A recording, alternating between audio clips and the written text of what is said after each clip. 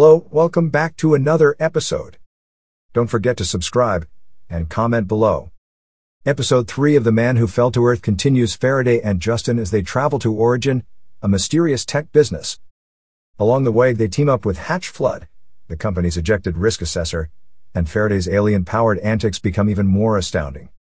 This episode of the science fiction series, titled New Angels of Promise, is a dizzying chapter that also offers some intriguing insights regarding the interwoven fates of Earth and Antheon.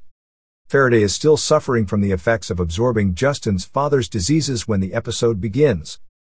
Finally, he emits a dark substance that evaporates into the air, leaving Faraday and Justin's father, Josiah, falls perfectly well.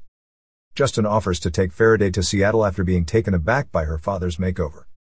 The extraterrestrial shows Justin the little but strong quantum engine that powered his ship when he arrived on Earth on the way.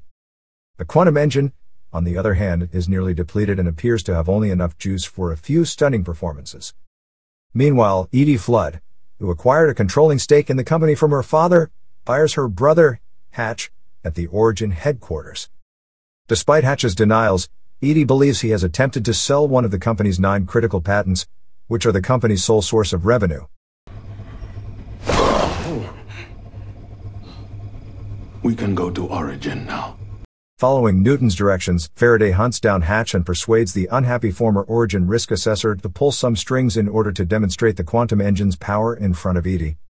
CIA agent Spencer Clay discovers a recording of Newton being tortured in Dr. Gregory Poppel's cabin in Alaska. With the late doctor's body still inside, the agent grabs the film and burns down the cabin.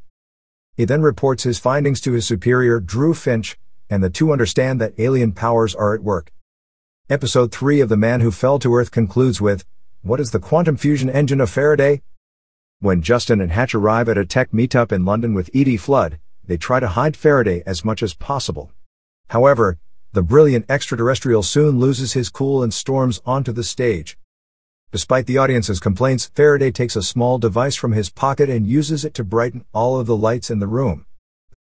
The stunned audience, including Edie Flood, then glances out the window to find the entire city block's lights have brightened dramatically. The episode finishes on a bizarre note, with Faraday demonstrating his vast abilities for the first time in public. Unlike his other abilities, however, what Faraday demonstrates at the end of episode 3 has the potential to change the world. How many of you are left? Only a few thousand. He pulls out a miniature quantum fusion engine from his pocket that has enough energy to power a full city block, if not more. Faraday used to power an oil rig just by putting the engine inside. When Justin inquires about the engine's use of cold fission, Faraday responds that it employs quantum fusion, a technology decades ahead of human science. Faraday's quantum fusion engine, which he regurgitates, like the gold rings in episode 1, powered his space trip all the way from the planet Antheon to Earth. Faraday shows that it is running low on energy, despite having enough power to light up a city block. The extraterrestrial also claims that Justin came closer to building a quantum fusion engine than anyone before her during her time as a scientist. Her research, however, was eventually abandoned due to its infeasibility. Justin's eyes well up with tears as he sees an actual working quantum engine, and the meeting's top tech gurus, including Edie Flood, are stunned. What is Thomas Newton's 10th patent? On the basis of 9 patents that he introduced, Thomas Newton became extremely well-known and wealthy according to episode 3. Each had groundbreaking technology that had never been used before. After the government deemed him threatening, the patents were seized and given to a firm called Origin. As a result, Origin came to acquire Newton's patents and profited greatly from them. Newton also had a 10th patent, the details of which he kept hidden. As a result, neither the government officials who seized his other patents nor the Origin scientists were able to find a practical application for the 10th invention. The 11th patent, according to Faraday, is an eternal quantum fusion engine that would generate clean energy indefinitely and never run out. As a result, Newton's 10th patent might be extremely valuable.